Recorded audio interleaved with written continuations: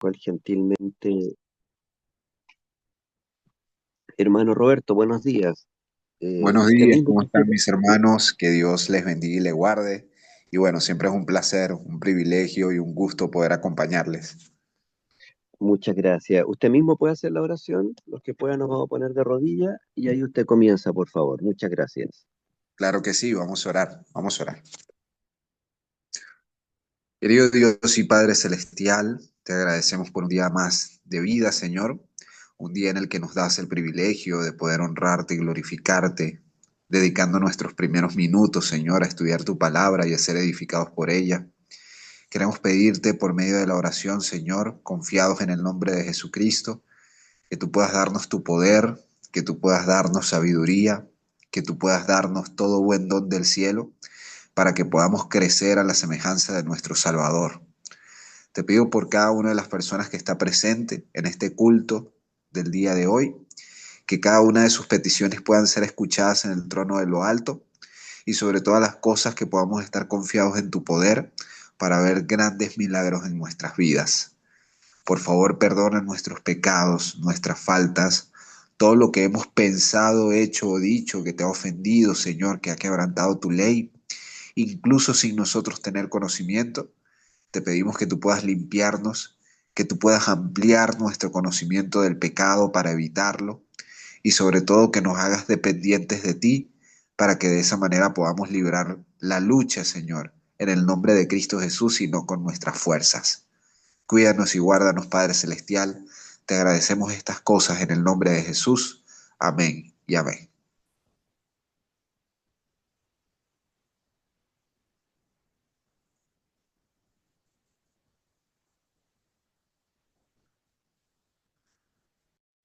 Amén. Hermano Roberto, comienza más con la meditación. Muchas gracias. Bendiciones. Ah, ok, está bien. Pensé que todavía faltaba un poco. Bueno, queridos hermanos, hoy vamos a tener una meditación que se titula Un Dios cercano. ¿Y por qué un Dios cercano? Porque cuando nosotros analizamos el plan de la salvación, nosotros podamos darnos cuenta de que Dios hizo absolutamente todo para que usted y yo pudiésemos ser cercanos a Él. Nosotros no somos los que nos acercamos a Dios, es al contrario.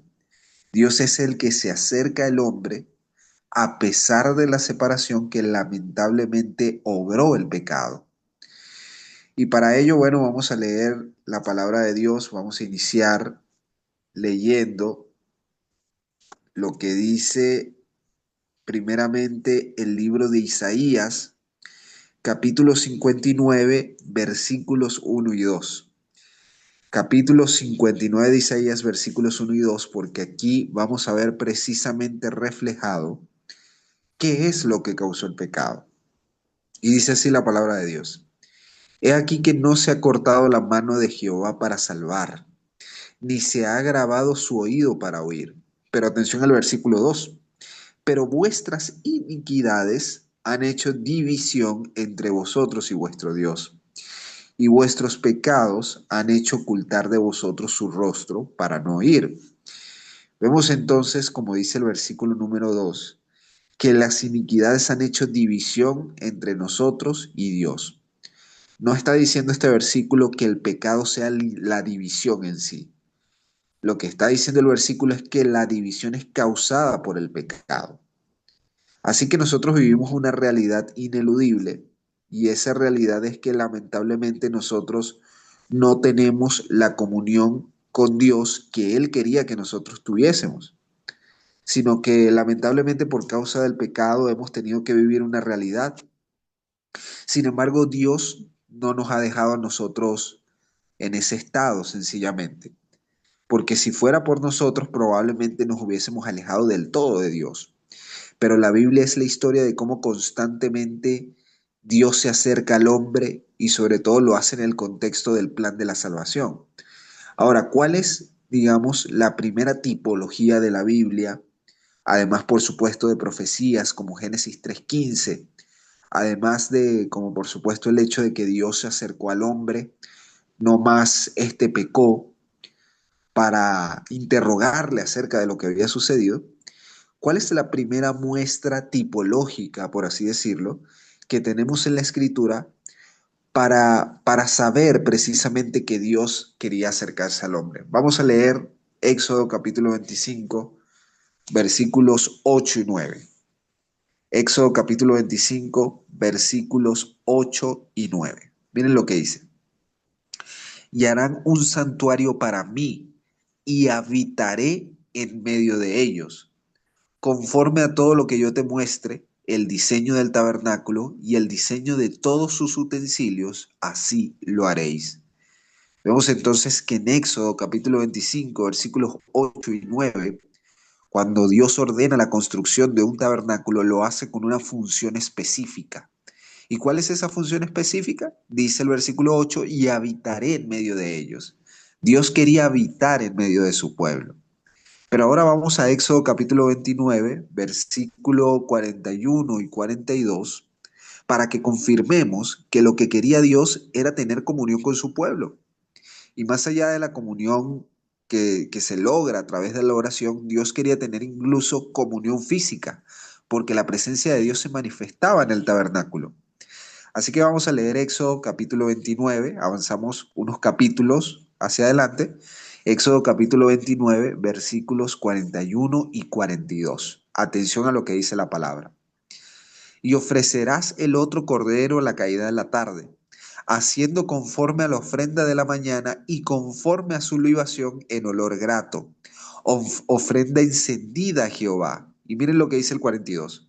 Esto será el holocausto continuo por vuestras generaciones, a la puerta del tabernáculo de reunión delante de Jehová, en el cual me reuniré con vosotros para hablaros allí.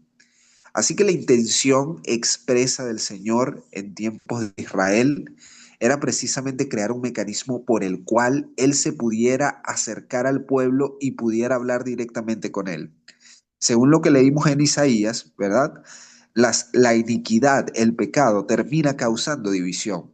Ya no podíamos tener el contacto tan privilegiado que tenían nuestros primeros padres, de poder ver a Dios cara a cara, de poder hablar con Él, de poder consultarle en cualquier momento, sino que Dios ahora tenía que acercarse de una manera más, podríamos decir, más escalonada a través del santuario. Pero lo importante es que Dios quería acercarse. Aquí está reflejado. Y miren, vamos a avanzar al versículo 45 y 46 para que vean la intención del Señor nuevamente. Dice así, Éxodo 29, seguimos allí, 45 y 46. Y habitaré entre los hijos de Israel y seré su Dios. Y conocerán que yo soy Jehová su Dios, que los saqué de la tierra de Egipto para habitar en medio de ellos. Yo, Jehová su Dios. Hermanos, una pregunta. En los versículos que hemos leído, ¿cuántas veces el Señor ha mencionado explícitamente que quería habitar en medio de su pueblo?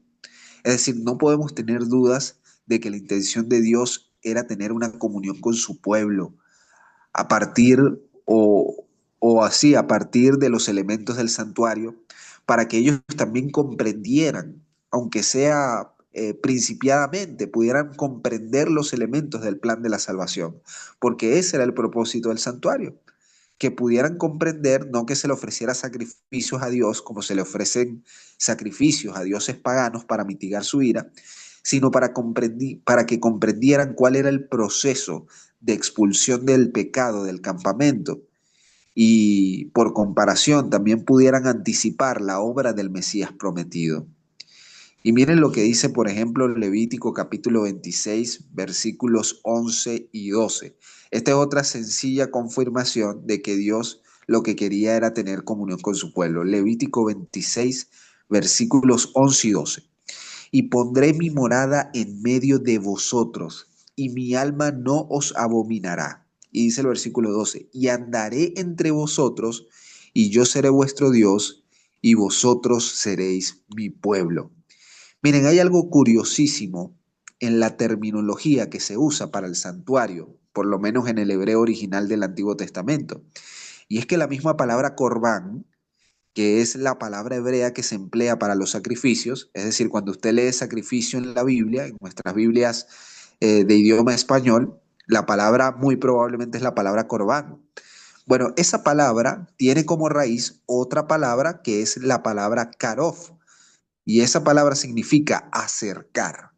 Imagínense ustedes, es decir, cada vez que un israelita ofrecía un sacrificio, o cada vez que el sacerdote también ofrecía el sacrificio, él estaba ofreciendo un acercamiento, porque así lo dice la palabra.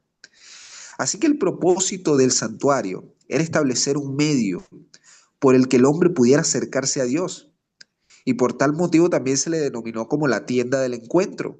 De hecho, esa frase, la tienda del encuentro, es una traducción más literal de lo que dice el hebreo. Y otro dato curioso, hermanos, hablando de la terminología del santuario, la palabra que se traduce, perdón, la palabra que se traduce como fiestas, cuando nosotros leemos las fiestas solemnes, es moed, que quiere decir precisamente encuentro. Así que no nos pueden quedar dudas, queridos hermanos y amigos. El propósito de Dios era acercarse a su pueblo. Dios, a pesar de que lamentablemente el pecado enturbeció la relación que él quería tener con el hombre, el Señor no se quedó de brazos cruzados. El Señor decidió intervenir de manera poderosa, liberando a su pueblo de Egipto para poder tener una comunión con Él a través del santuario. Pero no solamente con el pueblo de Israel de antaño, porque incluso el santuario terrenal que podemos leer e imaginar por medio de la palabra de Dios, es una representación del santuario celestial, que es el elemento en donde Cristo Jesús está intercediendo precisamente para lograr un acercamiento no solamente parcial, sino un acercamiento eterno entre Dios y su pueblo que se confirmará cuando podamos habitar junto a Él después de la segunda venida de Cristo. Y miren, voy a leerles sencillamente para terminar este punto y pasar al otro. Quiero leerles un texto que no está en el espíritu de profecía, no está en la Biblia, pero está en el Talmud, que es ese texto judío en donde se recogen las tradiciones del pueblo de Israel, y está en el Talmud Babilonia en el Tratado Berajot. Ahora, quiero que comparen este texto que vamos a leer con todos los textos bíblicos que hemos leído hasta ahora. Dice, ¿qué desea el santo bendito sea del pueblo de Israel? Que ellos cumplan con su voluntad y traigan sacrificios para expiar sus pecados y de esta manera estén cerca de él. Así que fíjense en algo bien curioso, y es que incluso la tradición judía avala que el propósito del santuario era que Dios pudiera acercarse a su pueblo. Ahora sí voy a leer una cita del espíritu de profecía, puntualmente una que está en el libro Patriarcas y Profetas, la página 366 y el párrafo 1.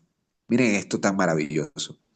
Había que acercarse a Dios mediante la sangre y el incienso, pues estas cosas simbolizan al gran mediador, por medio de quien los pecadores pueden acercarse a Jehová y por cuya intervención tan solo puede otorgarse misericordia y salvación al alma arrepentida y creyente. Hermanos, ¿quería Dios acercarse a la humanidad? Sí. ¿Podía Dios acercarse a la humanidad en su estado manchado por el pecado? Esa es la otra pregunta que vamos a responder. Vamos a leer lo que dice Isaías capítulo 6, versículo 1, que esto es un texto bastante conocido y que nos ayuda a comprender qué es lo que implica acercarse a Dios y poder contemplarlo. Isaías capítulo 6, versículo 1. Vamos a leer la experiencia del profeta Isaías, que dice así. En el año que murió el rey Usías, vi yo al Señor sentado sobre un trono alto y sublime, y sus faldas llenaban el templo. Versículo 2. Por encima de él había serafines. Cada uno tenía 6 alas, con 2 cubrían sus rostros, con 2 cubrían sus pies y con 2 volaban. Y el uno al otro daba voces diciendo, Santo, Santo, Santo, Jehová de los ejércitos, toda la tierra está llena de su gloria. Y los quiciales de las puertas se estremecieron con la voz del que clamaba, y la casa se llenó de humo. Versículo 5. Entonces dije, ay de mí que soy muerto, porque siendo hombre inmundo de labios y habitando en medio del pueblo que tiene labios inmundos, han visto mis ojos al Rey Jehová de los ejércitos. Así que fíjense, hay un impedimento e Isaías lo refleja de una manera muy clara. La experiencia de Isaías nos enseña que en nuestro estado, lamentablemente manchados por el pecado, el acercarnos a Dios y presenciarlo en su esplendor nos traería únicamente muerte, porque nada de impureza puede permanecer delante de Él. Entonces, la pregunta es la siguiente. ¿Cómo se produce el acercamiento divino si nosotros no podemos ir a donde está Dios? Bueno, lógicamente, si nosotros no podemos ir a donde está Dios, entonces Dios va hasta donde estamos nosotros. Y eso es lo que Jesús representa en toda la Biblia. Cristo Jesús, nuestro Salvador, representa el acercamiento que Dios produce a la humanidad, haciéndose hombre precisamente para que ellos pudieran conocer a Dios en su esplendor, pudieran amarle y pudieran ser transformados por su poder. Miren lo que dice, por ejemplo, Lucas capítulo 22, versículo 14, que este versículo siempre me ha impresionado, o este capítulo, porque vamos a leer hasta el versículo 20. Cuando era la hora, se sentó a la mesa y con él los apóstoles y les dijo, cuánto he deseado comer con vosotros esta Pascua antes que padezca, porque os digo que no la comeré más hasta que se cumpla en el reino de Dios. Y habiendo tomado la copa, dio gracias y dijo, tomad esto y repartidlo entre vosotros, porque os digo que no beberé más del fruto de la vid hasta que el reino de Dios venga. Y tomó el pan y dio gracias y lo partió y les dio diciendo, este es mi cuerpo que por vosotros es dado, haced esto en memoria de mí. Versículo 20.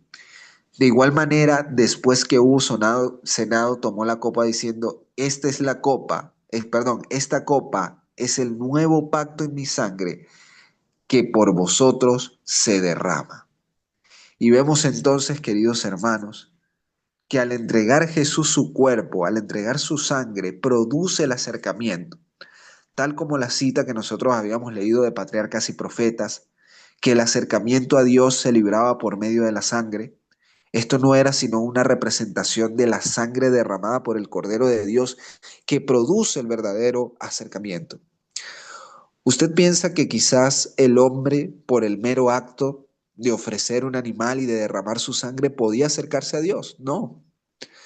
Si así fuese, sencillamente Dios estaba actuando como los dioses paganos que exigían sacrificios para mitigar su ira. Pero lo cierto es que eran solo una representación del verdadero acercamiento con Dios que era Cristo Jesús, por cuya vida perfecta usted y yo podemos ser reconciliados nuevamente con el Padre, como dice, por ejemplo, 2 Corintios capítulo 5 del versículo 7 en adelante, que nos habla del ministerio de la reconciliación. Pero ahora miren lo que dice Juan, el Evangelio de Juan capítulo 1, versículo número 1. Vamos a leer hasta el versículo número 5 y después vamos a saltar hasta el versículo 14, ¿bien? Dice así, en el principio era el verbo, y el verbo era con Dios, y el verbo era Dios. Este era en el principio con Dios. Todas las cosas por Él fueron hechas, y sin Él nada de lo que ha sido hecho fue hecho. En Él estaba la vida, y la vida era la luz de los hombres. La luz en las tinieblas resplandece y las tinieblas no prevalecieron contra ella. Ahora vamos a avanzar hasta el versículo 14, como habíamos dicho. Y aquel verbo fue hecho carne y habitó entre nosotros. Fíjense lo que dice el versículo 14. Que ese verbo, que se describe desde el versículo 1 al versículo 5, como aquel verbo que era con Dios, el verbo que era Dios y que estaba en el principio con Dios, es decir, no podemos hallar una representación más fidedigna de Dios que este verbo.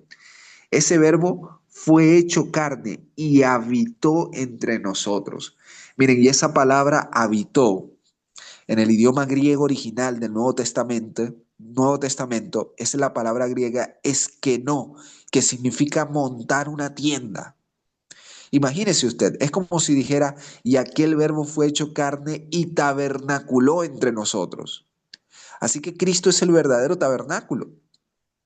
Cristo es la tienda o fue la manera en cómo Dios fija su tienda para poder habitar entre nosotros. Y fíjese que el resto del versículo que vamos a leer refleja precisamente este propósito. Y vimos su gloria, gloria como la del unigénito del Padre, lleno de gracia y de verdad. La manera en la cual nosotros contemplamos el Padre es a través de Jesucristo, porque es la manifestación de su gracia y de su poder. Es la manifestación de su carácter. Y si Dios no hubiese querido acercarse al hombre, nosotros nunca hubiésemos presenciado esa gloria. Pero a Dios gracias damos porque a través de Jesucristo nos ha dado el privilegio de poder ser cercanos a Él nuevamente, a través de su gracia y de su amor. Y miren lo que dice Mateo capítulo 1, versículo 20 en adelante. Vamos a leer hasta el 23, porque estos versículos definen y resumen de manera magistral cuál era el propósito de Dios en Cristo. Mateo capítulo 1, versículo 20 dice, y pensando él en esto, he aquí un ángel del Señor le apareció en sueños y le dijo, José, hijo de David, no temas recibir a María tu mujer, porque lo que en ella es engendrado del Espíritu Santo es. Versículo 21. Y dará a luz un hijo y llamará su nombre Jesús, porque él salvará a su pueblo de sus pecados. Todo esto, versículo 22, aconteció para que se cumpliese lo dicho por el Señor por medio del profeta cuando dijo, He aquí una virgen concebirá y dará a luz un hijo, y llamará su nombre Emmanuel, que traducido es Dios con nosotros. Queridos hermanos y amigos, Cristo Jesús es la representación exacta de lo que significa que Dios está con nosotros, que Dios quiere morar junto a su pueblo, que Dios está haciendo absolutamente todo lo necesario para que su pueblo vuelva a habitar como era el plan original en presencia de su Dios y no separado. Así que, queridos hermanos, a pesar de este paréntesis que estamos viviendo a causa del pecado, veamos el ministerio de Cristo actual como sumo sacerdote en el santuario celestial, como el ministerio que nos acerca directamente a Dios. Y ese acercamiento se contemplará y se completará en el momento en el que el Señor venga a buscar a su pueblo para nunca más separarse de Él, para nunca más vivir en separación, sino en una plena comunión en la que la muerte no existirá más y en el cual podemos contemplar siempre la faz del Señor. ¿Sabe que me llama la atención y con esto culmino, hermanos? Esa historia en Segunda de Crónicas capítulo 6, en donde Salomón está ofreciendo el templo, ¿sabe? Donde Dios está haciendo una oración para dedicar el templo de Jerusalén al Señor. Y hay una pregunta que él hace en el versículo 18, que ¿es verdad que Dios habitará con el hombre en la tierra? Y es una pregunta curiosa porque obviamente es una pregunta retórica. Salomón sabe que a pesar de lo grande que pueda ser su templo, de lo majestuoso, en realidad Dios, a pesar de que iba a orar por medio de ese templo con todo y su majestad terminaba siendo insuficiente para la grandeza del Señor. Sin embargo, el Señor accedió y manifestó su favor llenando la casa de su gloria, de tal manera que los sacerdotes tuvieron que salir. Ahora me llama la atención que esa palabra, que es habitará, con la que Salomón se pregunta, ¿es verdad que Dios habitará con el hombre en la tierra? Es la palabra hebrea yasab, que también significa sentarse. Entonces imagínese, usted se sienta al lado de las personas con las que usted se siente cómoda. A mí me pasó cuando fui a la universidad por primera vez que no conocía a nadie. Mire, yo estudié en un colegio en donde fuimos los mismos muchachos desde el primer día de preescolar hasta el último día de secundaria. Aquí en Venezuela le decimos bachillerato. Es decir, fuimos siempre los mismos compañeros de clase, estudiamos toda la vida juntos y cuando a mí me tocó ir a la universidad, Recuerdo entonces que yo estaba nervioso, era un entorno nuevo para mí. Cuando abrí la puerta de ese salón, mi vista lo primero que hizo fue chequear cada uno de los puestos a ver si veía a alguien conocido y vi una persona que había estudiado conmigo preescolar, imagínense. Y lo primero que hice, bueno, esta es la más cercana, agarré y me senté al lado de ella y dije, bueno, aquí por lo menos ya tengo una persona con la cual hablar, con la cual sentirme un poco más cómodo. Entonces, fíjense, Dios busca sentarse con el hombre, como dice Salomón, como pregunta Salomón. Y ese acercamiento se produce a través de Cristo. Por eso es tan hermoso, incluso poético, pudiéramos decir, cuando Jesús se sienta con los pecadores y los fariseos se preguntan indignados, y vuestro maestro, le preguntan a los discípulos, vuestro maestro se sienta y come con los pecadores. A lo que Jesús responde que no son los sanos los que tienen necesidad de médico, sino los enfermos. Nosotros necesitábamos el acercamiento y Dios a través de Jesucristo se ha acercado a nosotros para que usted y yo podamos tener vida eterna y podamos de esa manera gozar de comunión plena con Él.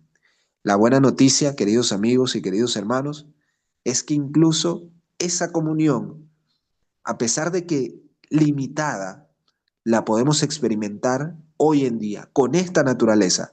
Usted puede disfrutar de comunión con Dios a través de la oración, a través de la lectura de la palabra, a través de la contemplación de Jesucristo, disfrutando de la compañía de nuestro Dios, sabiendo que usted es acompañado por la presencia divina en cada momento y esperando que en el gran día de la manifestación de Jesucristo, esa comunión se completará para que usted y yo podamos vivir para honra y gloria de Dios, siempre en su presencia.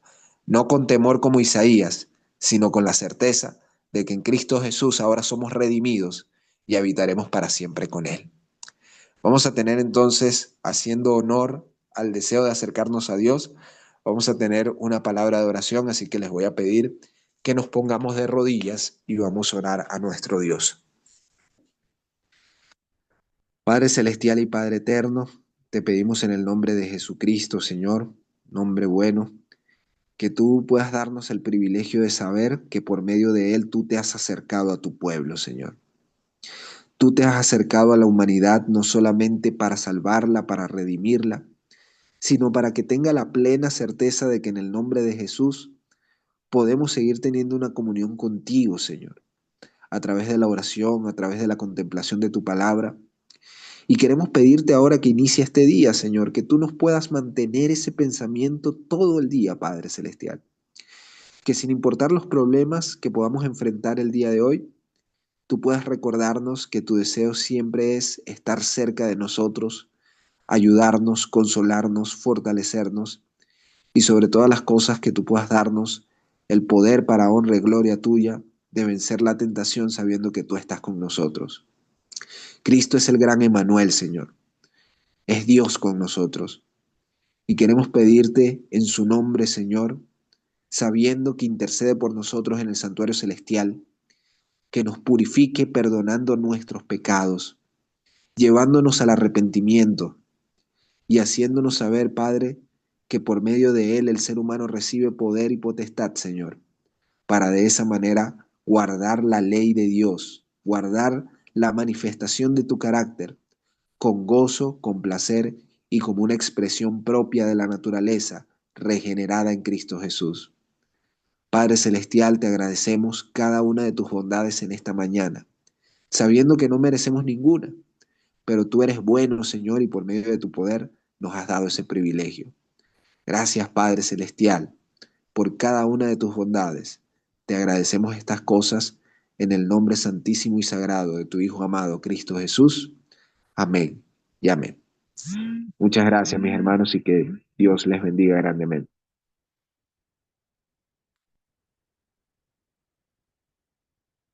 Amén, hermano. Gracias. Amén, amén. Muchas gracias, hermano Roberto. Tengo entendido que usted tiene un compromiso, así que no nos va a poder acompañar un poco más, ¿cierto?